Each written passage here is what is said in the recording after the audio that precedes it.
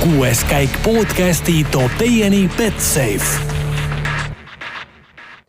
No nii, tervitused taas kõigile rallisõpradele. 6. käigu stuudios nagu ikka Raul Õessaar ja Karl Kruda ja seekord oleme siis Walesi ralli lainel. Tere, Karl! Tere, Raul! No, kuidas vahepealsed nädalad möödunud on? Kas ootused suure rallihooaja sükse lõpusirge eel on ikka maksimaalsed? Mis üldine tunne on? Ikka on maksimaalsed, eks kui üks ralli lõpeb, siis hakkad kohe järgmist ootama, et mõnda nädalavahetust ei oskagi ka nagu muud moodi ära sisustada, kui tahaks telekat vaadata ja vaadata, kuidas kiired autod metsa sees kihutavad, aga tegelikult see hooaja lõpp üleüldiselt on ju põnev meil ja see, mis siin üldse toimub praegu, et ikkagi 3 meest on sõitmas tegelikult tiitli peale ja õnneks on meie siis enda eestlane seal eesotsas, kes seda väge kõike juhatab ja kes seda kaitsma peab ja teisi nii-öelda tõrjuma peab ja tal konkurendid ja vastasidele ka lihtsad, aga hooaja lõpp läheb ka keerulisemaks, et nüüd Inglismaal ka on mida jälle oodata, ilmastikutingimused on erinevad, aga esimeseks päevaks juba natukene siin oleme arutanud ka, et lubab konstantsemat ilma just võib-olla pidamise suhtes, et kui on kuiv, siis üldiselt see pidamine võib-olla vahetub tihedamini, mõned kohad on libedamad, mõned on natukene paremad, siis kui viht tuleb, siis on lihtsalt ühtlaselt kehv. Kogu aeg on libe lihtsalt. Kogu aeg on libe. Ei ole seal suurt vahet, aga enne kui me selle Walesi ralli juurde täpsemalt tuleme, siis räägime natuke sellisematest üldisematest WRC teemadest ka, et see põhiteema, mis meil siin pidevalt on olnud, Ott Tänak uus leping, selle kohta endiselt uudiseid ei ole või oled sina midagi kuulnud kuskilt? Ei ole. Nii, et läheme siit edasi, sellest pole rohkem mõtet rääkida. Punkt. Jah. Uue hooaja kalender tuli siis lõpuks vahepeal välja, see uudis siis tuli enne kui Ott Tänaku leping. Kaks asja, mida me siis pikalt ju oleme siin oodanud. Ja 14 etappi endiselt kalendris on, see oli juba enne paigas, seal mingit üllatust ei ole, aga võrreldes siis selle hooajaga kas või on väljas siis Kataloonia, on väljas mis meil veel väljas on? Austraalia, mis on siis Uus-Meremaaga asendatud ja mul lõi täiesti ploki sisse. Midagi on veel väljas ju? 3 muud etappi on. Uus-Meremaa, Jaapan ja Keenia. Ja väljas on Austraalia. See on tõesti hea küsimus. Väga piinlik. kohe see tuleb meelde. No ütleme, et kui enne me tule, siis varsti kindlasti, aga sellegi poolest võib-olla rääkides sellest, siis tegelikult on väga põnev hooaeg tulemas. Sardiinia? Ei, Korsika, muidugi. Jaa. Oleks pidanud natuke põhjalikumalt ette valmistama, mõtlesin, et seda pole mõtet välja kirjutada, et ma tean seda niigi. Aga sellega mul tuleb kohe sellega seonduvalt meelde, et FFSA ehk siis Prantsusmaa Autospordi Föderatsioon ütles, et nad järgmine aasta küll skipivad selle Korsika, aga nad tulevad 2021 kindlasti tagasi ja olgugi, et selle peale meile tundub, et Prantsusmaal võiks ja peaks üks etapp olema, kui on ka maailmameister, aga esimene etapp, olgugi, et ta Monte Carlo nime all, siis tegelikult see etapp ikkagi sõidetakse kõik Prantsusmaal. Just. Aga neid on kindlasti tagasi oodata, aga tagasi tulles siis jälle nii-öelda kalendri üldise pildi juurde, siis kalender on põnev ja järgmine aasta tuleb minu arvates tuleb üsna keeruline, et kui hooaja esimene pool on üsna sarnane ja võib-olla sobib siis jällegi mingitele sõitjatele rohkem kui teistele, on rohkem raskemat kruusa, üks lumeetapp ja ütleme, et kui suvi tuleb, siis see Keenia on esimene nii-öelda murdepunkt sellest, mis hakkab võib-olla hooaja teises pooles juhtuma. Keenias pole keegi käinud ammu, aastal vist 2000. alguses sõideti seda etappi viimati ja nüüd see aasta... See oli täiesti teistsugune ralli ka ju tegelikult, ma saan aru seal... See oli täiesti teistsugune ralli ja kunagi oli veel niimoodi, et igal meeskonnal oli oma kopter, kes sõitis autol peale ja ajas nagu loomi tee pealt teest ära. Et see kunagi oli ikka nagu täiesti nagu avatud teedel, ma saan aru see asi. Mina siis toona veel nagu rallit ei jälginud, aga ma saan aru, et see oli nagu, teed olid nagu lahti, et mingid kohalikud võisid seal tilvendada umbes ees ja... No seal tuli vahepeal ette jah, et mõni vend tuli auto kersku nuki peal vastu ja et seal siis pidid leidma selle väljapääsu. Tõsine ekstreemsport ühesõnaga, kui ralli niigi on selline piiri peal asi, siis see oli ikka veel nagu kraad veel kangem, on ju. Dakari kategoorias. natukene isegi. Aga need tõesti, et see, kui Keenia selle nii-öelda avaetappi ära murrab ja see aasta seal viimasel katsel neid autod kinni ja tõmmati neid üldse finišisse, siis sealt edasi minnes juba Uus-Meremaale ja noh, Uus-Meremaa on sõitjate seas tegelikult kuulus ja need vaatepildid ja see, kui me järgmine aasta sinna Uus-Meremaale jõuame, tegelikult see on üks vapustav etapp, mida vaadata ja ma olen ühe korra seal koha peal käinud vaatamas ja see oli lihtsalt imeline. Võib-olla lambaid on seal küll palju, aga ja ilm on sarnane Walesile, aga need vaated, mis tegelikult sellest maailma otsast sulle vastu vaatavad, need on lihtsalt erakordsed. Ja minu jaoks ikkagi kõige raskem võib-olla on tegelikult just see lõpp, viimased 3 etappi, et see, sina ütlesid seda, et see, kes stardib esimesena, temal võiks olla tegelikult hooaja lõpus ikkagi nagu väike eelis, kuna esimene või nii-öelda Saksamaa on liigutatud sinna sügise poole, kus kõik viinamarjad on ära korjatud ja lehed võivad maas olla ja ütleme, et kui Saksamaal vihma tuleb, siis see on üks ebamugavamaid etappe üldse. Minule ei meeldinud üldse Saksamaad vihmaga sõita, ma alati palvetasin, et seal vihma ei oleks. Sest kui sa metsa sees tuled ja seal on palju lõikamisi ja muda tuleb peale ja see on ebamugav. Aga viimane on ka veel Jaapan.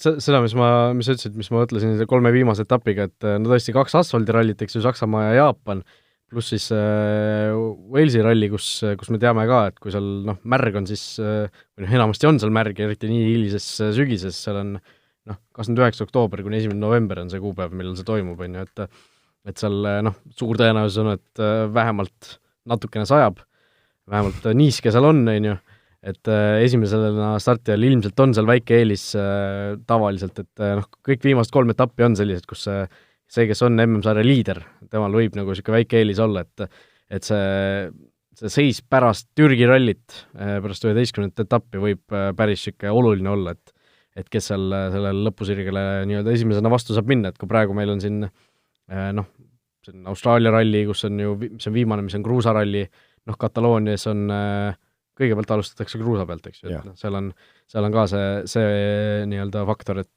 alustajal ei ole eelist, et siis järgmisel aastal on see eelis ilmselt olemas. Aga see aasta tuleb ja see aasta näitab, mis seal on, kas on, millised on ilmad, pole sellistes tingimustes näinud seda, et nii, et järgmise aasta teine hooaja pool on kindlasti väga põnev. Just, nii et eks me näe, mis saama hakkab, ootame huviga, mina ootan kõige kannatamatumalt kindlasti seda Keenia etappi, sest see on nagu täiesti siuke tundmatu suurus. See on, ma arvan, väga äge. Aga järgmise aasta kalender on paigas, tuleme siis selle aasta juurde tagasi, kus on ka kõik veel täiesti lahtine endiselt. Walesi ralli eel on tiitli konkurentsis 3 sõitjat endiselt. Ott Tänak, Sebastian Ogier ja Terrine Villi ka ei saa veel sugugi kuskile maha kanda. Walesi etapp meil täna õhtul siis algab või testikatse on juba põhimõtteliselt sõidetud. Vaatan kohe, mis siin viimased uudised on ka Terrine Vill 3. korda läbinud, nii et kõik tippsõitjad on 3 korda vähemalt ära käinud. Chris Meek siis kõige paremat aega näitas seal testikatsel 1,1 sekundiga lausa edasi siis Elvin Evansit, nii et Briti oma sõitjad seal esiotsas on. Ott Tänakul alles 8. aeg, kiire küsimus, kas me peaksime muretsema? Ma ei usu. 8. aeg küll, aga tegelikult kui jällegi vaatad esimest läbimist, kuidas see sõitis ja sealt eest otsast võrreldes just Sebastian Ogieri ja Terrine Villiga, siis New Willist oli ta ikkagi 0,7 sekundit kiirem. 1,2. Ma praegu vaatasin seal latvalat seal vahel vist. Et just seda esimest läbimist vaadates, siis tegelikult Ott sõitis väga hästi ja väga tempokalt ja Walesis üks suur omapära ongi seda, mida me nüüd ralli ajal hakkame ka nägema, et tegelikult need, kui seal siuke optimaalne startimise positsioon ongi siuke 6, 7, 8, et pärast seda, mida hilisemaks hakkab ka minema ka, et see tee saab sellise läike endale peale, et siis ta üks hetk hakkab tagasi libedamaks minema, et ta ei lähe ainult paremaks ja paremaks, et see on üks Walesi siuke mõnus omapära. Seda siis juhul, kui olud on, ütleme, pigem kuivad, Walesi kohta kuivad. Kui olud on Walesi kohta kuivad, jah. Aga Walesi kohta need olud vähemalt homme ei tohiks kuivad olla hommikul, sellepärast, et see kuulus orkaan Lorenzo, mis peaks sinna Inglismaa ja Briti saarte kohale jõudma peagi, toob ka siis päris korraliku vihma, öö läbi peaks sadama ja hommikul ka veel, kui need see esimene ring homme sõidetakse, siis peaks ka niisugust korralikku, kas paduvihma tulema, aga sellist konkreetselt märga vihma, on ju. Et see muudab need olud kindlasti, nagu sa ütlesid saate alguses, siis konstantselt libedaks ja Tänak, kes on esimesena starti ja temale peaks olema, eks ju, eelis. Temale tuleb väike eelis, sellepärast et sa lähed esimesena ja siis nagu mingid libedamad kohad, et need, kuidas sa selle joone sinna ette sõidad, et see ongi konstantselt sul libe, sa tead, et on kõik aeg täpselt sama libe, aga mida auto rohkem edasi, siis mingid kohad, kus on rohkem nii-öelda muda või natukene pehmem teelõik, et need kohad lähevad palju libedamaks tegelikult. Et teistpidi tal ka nagu teiseks ringiks, et mis see ilm sellel päeval teeb, et teine ring on jällegi esimesena minna, on võib-olla natukene kehvem, aga eks see ilm näitab täpselt, milline see tal olema saab, aga selle peale Oti võib-olla vihmatants on hästi läinud, et kui ta esimesena rajale peab minema vihma sees ka, et siis on mugavam minna ja on parem minna esimesena, kui tulla tagapool. Just, ja praeguse ilmateadet vaadates siis laupäevaks isegi ei luba sadu, kuigi alguses pidi nagu laupäeval ka tulema, siis praegu vähemalt mingite andmete kohaselt laupäeval võiks olla kuiv, mis jällegi teistpidi oleks meile hea, kui see esimene päev läheb hästi, Ott on seal kuskil tipus, siis on muidugi parem, kui see ilm on kuiv ja see tee puhastub, eks ju. Täpselt nii. Aga Walesi ralli kohta üldiselt ka, siis oleme juba näinud seda paar korda varem ka, et meil ühel pikal päeval ei olegi hoolduspausi, see on siis laupäev seekord, kus sõidetakse kokku 7 katset, neist 6 tükki on 22 kilomeetrit ja rohkem, ehk siis sellised pikad katsed, 151 kilomeetrit siis kokku läbitakse laupäeval, lõpus on siis veel üks 2,4 kilomeetrine publikukatse ka, aga need 6 katset seal ligi 150 kilomeetrise kogu pikkusega ilma hoolduspausita, ei ole lihtne kindlasti sõitjatel.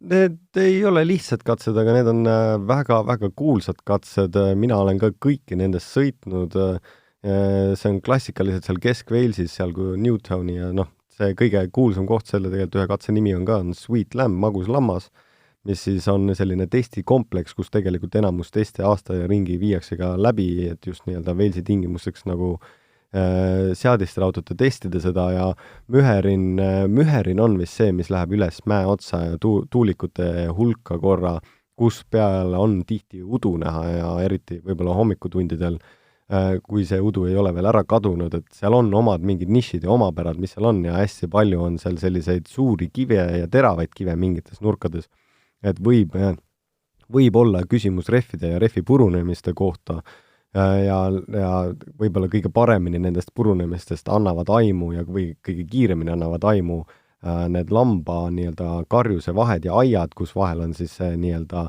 ribidega rest, et kui sa sinna resti peale tühja rehviga lähed, siis on tulnud ette, et lihtsalt sa kaotad väga kiiresti selle saba ära ja sa võid lõpetada kuskil, ütleme mäenukist allpool.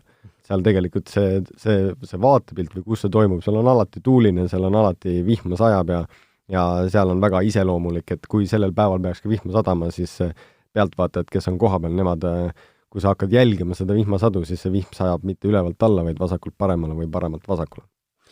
Just, ja kui natuke siin lähemale ka tulla ajaliselt, siis juba homme reedene päev on sõitjate jaoks väga pikk, esimene katse 7.18, servis on 6.10 ja viimane katse algab siis kell 19.08, et hommikust hilisõhtuni põhimõtteliselt istutakse kuskil roolis.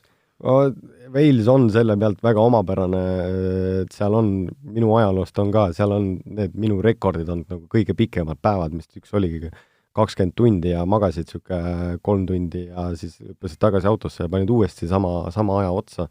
Et ta on nagu sõitjatele ka üsna raske, sellepärast et selle teed seal Walesis ei ole väga sellised laiad, need on üsna kitsad suurte hekkide vahel ja sa pead olema tähelepanelik, sellepärast et sa sõidad ju kõik ka valel pool teed ning kõik, mis teeb selle ralli natukene pikemaks ka, on tegelikult mingid kohalikud seadused, mis nõuavad, et su ülesõitude keskmine kiirus peab olema üsna madal, et nagu sõitjad ei kihutaks ja sellest tingituna tekivad tegelikult mingite katsete vahel, kui on pikemad ülesõidud, siis tekivad pikad ootamisajad ja sellepärast see päev võib-olla venib pikemaks ka. Aga mida Walesi rallit veel oodata? Petter Solberg ja Oliver Solberg, nende suur duell on siis see, mis võib-olla siin niisuguseid tavalisi rallisõpru väga köidab. Oliver Solberg ka siin sai värskelt 18, kas eelmise nädala esmaspäeval äkki, pidi seejärel siis endale juhiload ka kätte saama, millest me siin ju sinuga ka, kas eelmise ralli ajal vist rääkisime, et kuidas rallisõitjatel nende juhilubade tegemisega on, eks ju.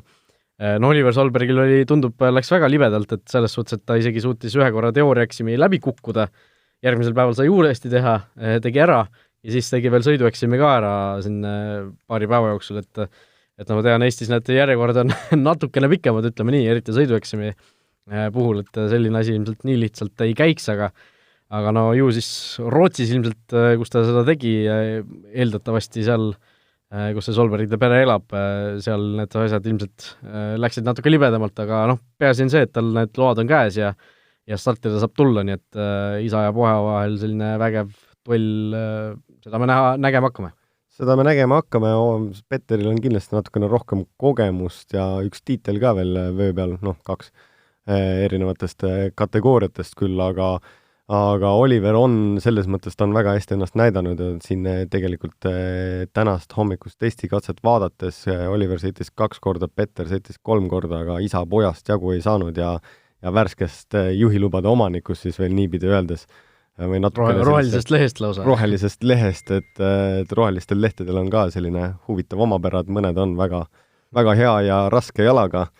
Ja ütleme nii, et see on kindlasti hea asi, mida jälgida sellel rallil ja ma loodan, et neid intervjuusi ja asju tuleb nii mõlema, nii Oliveri kui Petteriga, sest Petterit peeti ja peetakse selliseks nii-öelda Mr. Hollywoodiks, et ta alati särab ja teeb alati nalja ja ta on nii-öelda väga tore inimene, kellega koos aega veeta, jutustada ja kõike muud ja ta on hästi positiivne, et selle peale see nädal lõpp ja see ongi tema siis nii-öelda viimane ralli või sõit, millest nii-öelda tema retiring või nii-öelda erru minemise etapp ja ma usun, et ta kindlasti naudib seda rallit, eks algus saab keeruline olema võib-olla ilmastikutingimuste mõistes, aga sellegipoolest on ta ikkagi tagasi autoroolis ja Phil Millsiga, kes oli tema siis kunagine kaardilugeja, et seda saab põnev olema jälgima ja teiseks on siis ju neil veel siuke 19-aastane järgmine vahterleht vastas Kalle Rovampera, kes oli siis ka täna hommikul Shakedownil kõige kiirem, et tema vastu ka kindlasti ei ole lihtne saada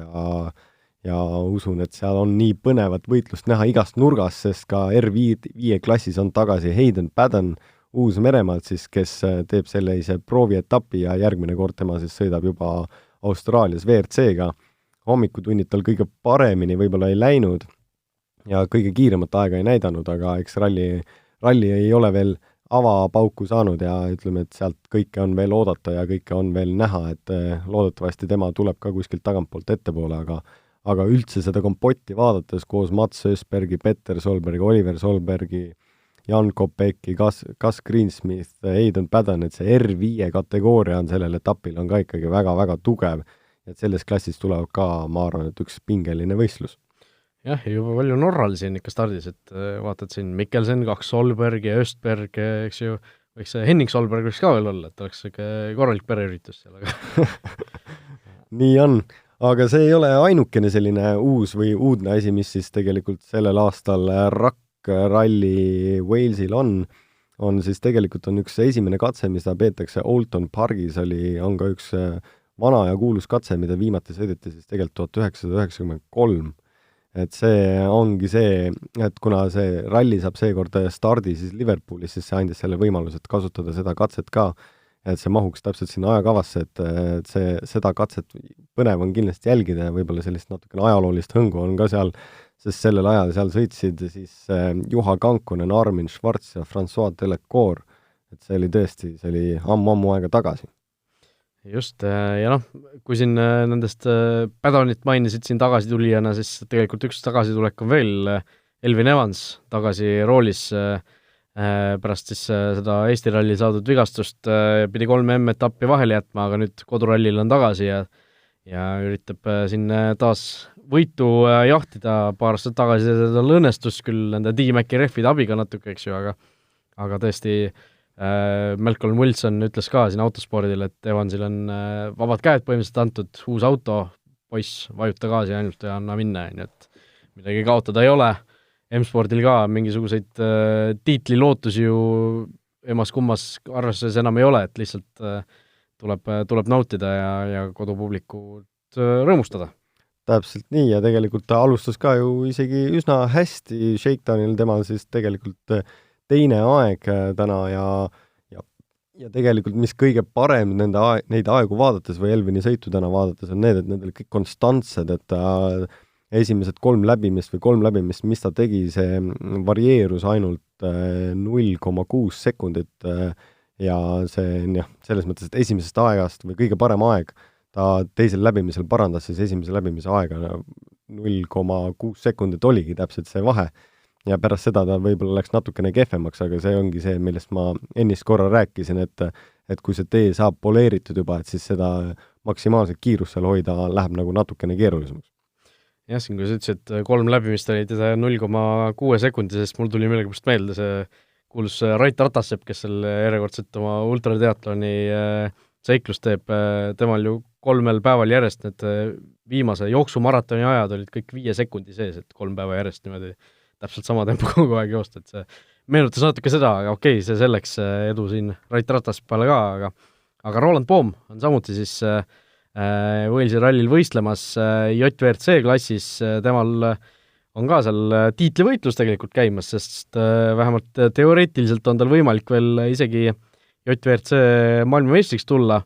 4. kohal ta on küll üldarvestuses enne seda Walesi rallit, aga Walesis antakse välja siis topeltpunktid ja lisaks siis veel ka JVRC uustulnukate arvestus seal käib, kus tal on ka võimalus tegelikult see esikohaga kaasnev 15 000 raha, oli see dollarid või eurod, see endale saada, et seal on Tom Kristenson, rootslane küll juhib seda arvestust praegu nii uustulnukate kui siis ka üldarvestuses, aga tõesti, kui Kristenson peaks selle üldarvestuse võitma, siis uustulnukate arvestuses auhinna raha läheb siis teisele kohale ja Roland Poomil kõik võimalused praegu täiesti olemas, et see teine koht endale saada. Nii et hoiame pöialt. Kindlasti ja ma usun, et nad saavad väga hästi hakkama ka ja võib-olla seletamaks lahti siis veel lisaks selle, miks see tiitlivõimalus on, arvestades Tom Kristensoni punkte ja Roland Poomi punkte, et siis see vahe tundub nagu nii kardinaalne, et isegi topeltpunktidega, kui Roland võidaks, ei saaks nagu päris kätte, aga JVRC-s on selline huvitav nii-öelda lisafaktor, et iga katse eest jagatakse ka punkt. Et kui sa katse võidad, siis sa saad ka 1 punkti, et sul on võimalik lisapunkte nendega teenida. Aga sellegi poolest soovime edu ka omalt poolt siin Roland Poomile ja Ken Järveõele, kes siis teoreetiliselt võivad olla nädallapus ka maailmameistrid. Just nii. Betsafe uue kliendi pakkumist tuletame meelde, kui teed endale Betsafe'is konto ja panustad seal vähemalt 10 euro eest, vähemalt koefiga 1,5, siis annab Betsafe omalt poolt sulle 25 eurose tasuta panuse ja sellist asja saab siis kasutada 4 kuud järjest lausa, nii et 100 eurot võimalik tasuta panustamisraha endale teenida ja kõik katsed, Walesi ralli katsed on siis nähtavad Ulirise spordibaaris Kristiines Betsafe Arenal suurel ekraanil, nii et kellel seda WRC All Live'i ei ole võimalik vaadata, ei ratsi seda tellimust teha või midagi, siis võimalik Kristiinesse sinna Ulirise baari minna ja neid kõiki koos seltskonna või sõpradega ükskõik kellega sealt koos suurelt ekraanilt vaadata, aga Betsafe pakub siin Walesi ralli eel ka väga huvitavaid koefitsiente, väga palju selliseid erinevaid kategooriaid on seekord välja pandud, mida siin panustada saab. Alustame muidugi Walesi ralli võit, Ott Tänak 2,65, kõige suurem soosik, järgnevad Ogier 3,85, Neville 4,75 ja siis juba päris suur vahe, Miik Evans Latvala 12, Mikkelsen 15, Sunninen Lappi 20, Priin 25. No, mis kõige magusam tundub? Elvin Evans ja Chris Meek tegelikult tunduvad kõige magusamad. Ja Shakedownil näitasid ka kõige paremat aega, et see 12 koefitsiendiga, see on ikkagi nagu magus. See on magus, et ma kõikidesse nagu usku tegelikult Teemu Sunninen on viimasel ajal näidanud väga head kiirust, olgugi, et Andres Mikkelsen alustas oma karjääri kolides sinna Walesi üles mägedesse ja kus ta õppis palju sõitmaks, siis täna sellel hommikutundidel ma ei näinud temast selle rallil seda sädet sees. Andresel on see tavapärane loomus, et alguses ei saa vedama, pärast ei saa pidama, et kui ta saaks kiiresti seda tegema, siis võib-olla oleks nagu parem variant, aga inglaste peale siin panustada ja tegelikult just võib-olla Elvin Evans, kes on seda etappi võitnud ka, ja ma usun, et tal on selline mõnus nälg ka sees ja nagu sa ütlesid, et tegelikult ta M-spordi bossi poolt, siis Malcolm Wilson ütles, et ära päris hulluks mine, aga nagu seda ta ei öelnud. ma usun, et ta mõtles seda, et ära päris nagu hulluks mine, aga selles mõttes, et anna nii palju, kui torust tuleb, aga püsi tee peal.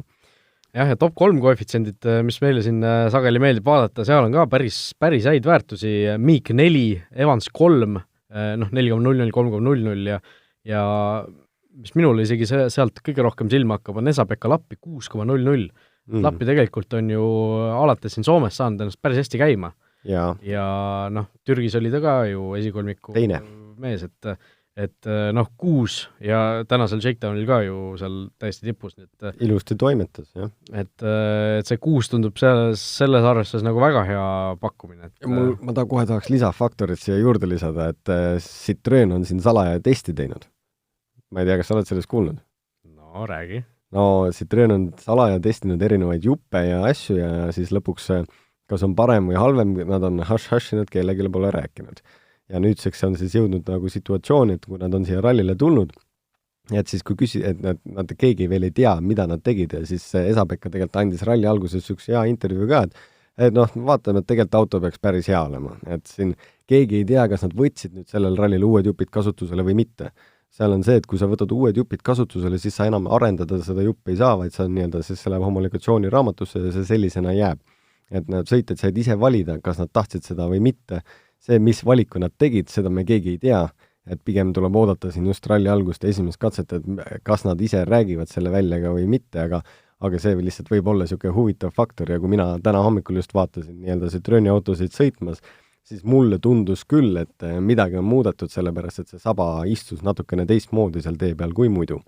Lihtsalt, fun fact. No vot, sellised tähelepanekud on täpselt see, milleks sa siin saates oled, on ju, et tavainimesena ei oska vaadata seda, kuidas see saba liigub või midagi sellist, on ju. Ja ütleme, et kui jõudes tagasi Betsafe'i juurde, siis minu jaoks väga huvitav kategooria, mis siin on, seekord on siis valitud, on parim soomlane. No seal on variante on ju täitsa mitu, on ju.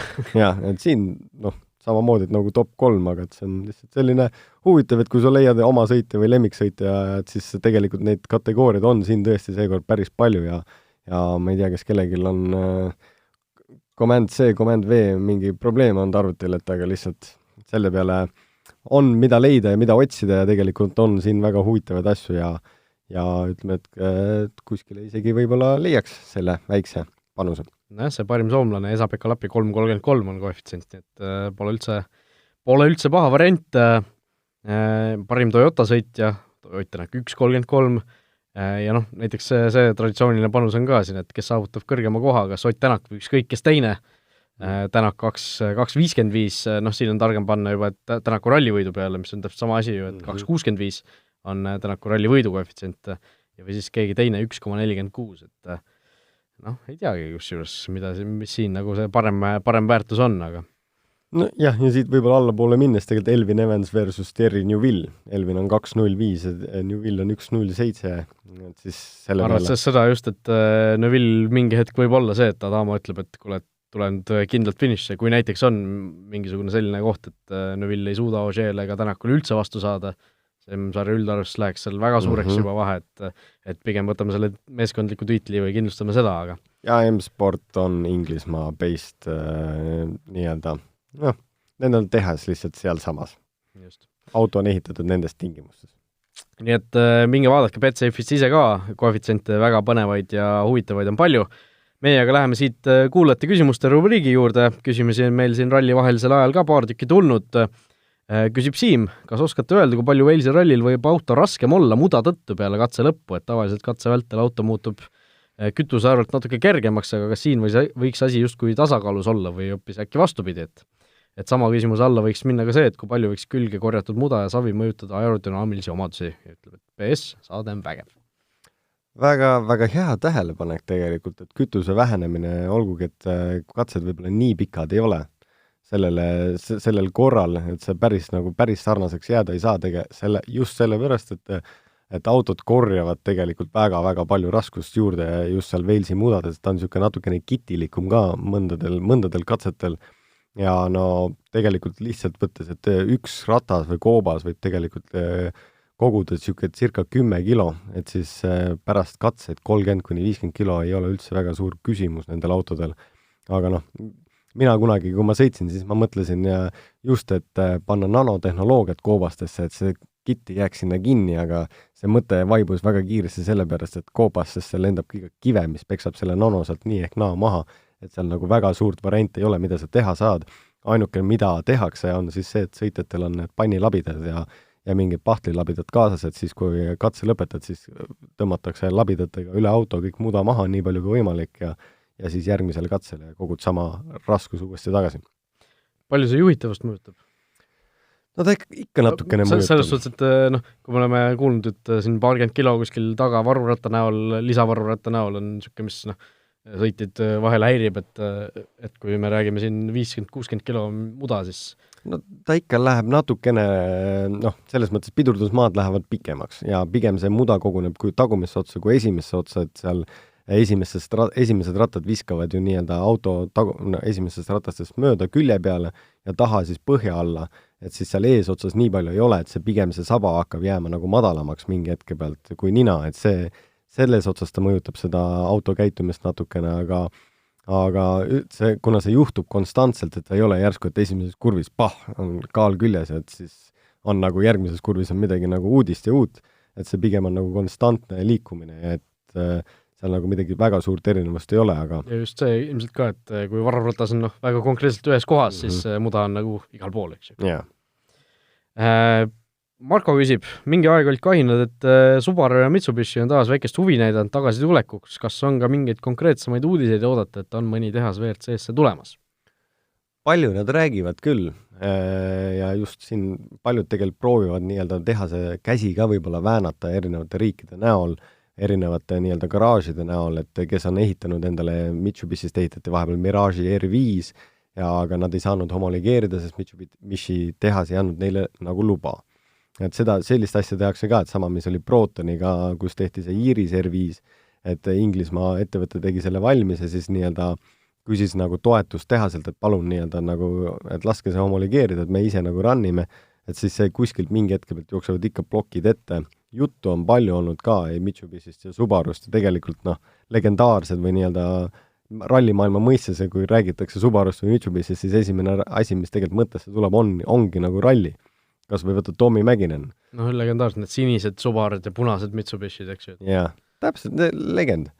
Aga mis sealt lõpuks saab või kas nad tulevad, seda nagu never ei tea. Lubatakse küll, et nüüd selleks uueks generatsiooniks, kui tulevad hübriidid, et tulevad rohkem autotooteid ja räägitakse 6 autotootjast. Kes need teised 2 on? Ei tea, kas need teisi 2 üldse on, see võib olla täpselt samamoodi lobitöö, et mingid tehased tulevad juurde, et äkki teised tehased tuleksid ka siis. Ja tegelikult oleme teises otsas üldse kuulnud, et vahepeal kuulsin mina kõlakat, et võib-olla Citroen nüüd see lõpetab ära. Pärast seda nii-öelda seda generatsiooni lihtsalt ütleb, et aitab. Aga see on jällegi siuke hea spekuleerimise vorm, mis sealt saab, kas sealt saab, kuna tuleb, mis tuleb, isegi korra, millised autod tulevad, seda reeglit ei ole ka veel paika pandud, need ei ole üldse kirjutatud. Mingi järgmine otsus pidi tulema nüüd sellel oktoobrikuus, mis sealt saama hakkab, aga jällegi klassikaline bürokraatia, et see võib tulla, ei pruugi tulla, nagu kõik lepingud ja kõik muud asjad ka, et üks asi on jutt ja see, mis naised saunas rääkisid, teine asi on see, et kuna reaalselt paberi peale pannakse ja avalikustatakse. Just ja Subaru ja Mitsubishi puhul lisaks tahaks sellega ära mainida, et see Jaapani ralli on kindlasti üks asi, mis võib seda asja positiivses suunas mõjutada, et sellest, kui see Jaapani ralli tuli, siis Toyota minu arust ka nagu natukene vihjas sellele, võib-olla see ei olnud Toyota, et see võiks nagu natuke Subarut ja Mitsubishit ka ärgitada nii-öelda tagasitulekuks.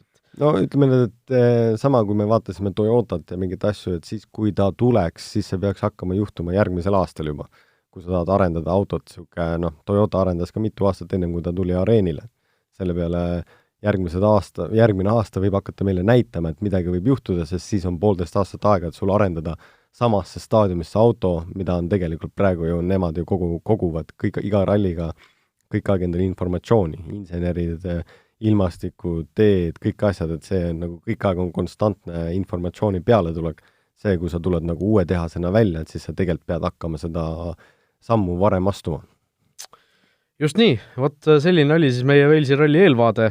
Kui teil on meile veel küsimusi, siis saatke need aadressil 6kaik@delfi.ee. Järgmine 6 käik siis juba homme õhtul millalgi. Jah, umbes täpselt nii. Vot nii, aitäh, et olite meiega ja kuuleme siis juba homme. Ja tegelikult võib-olla selle peale öeldes, homme õhtul siis viimane katse on homme meie ajärgi kell 9, et siis see saade võib päris hilja peale meil jääda. Või siis teeme selle saate enne seda viimast katset, see on publiku katse, selle väike vahe sees vist.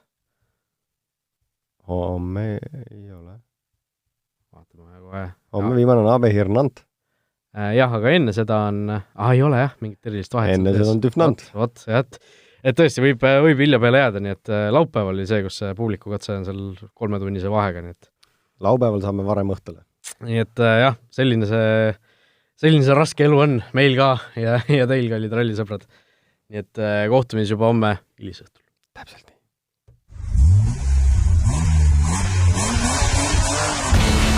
Kuues käik podcasti tõi teieni Betsafe.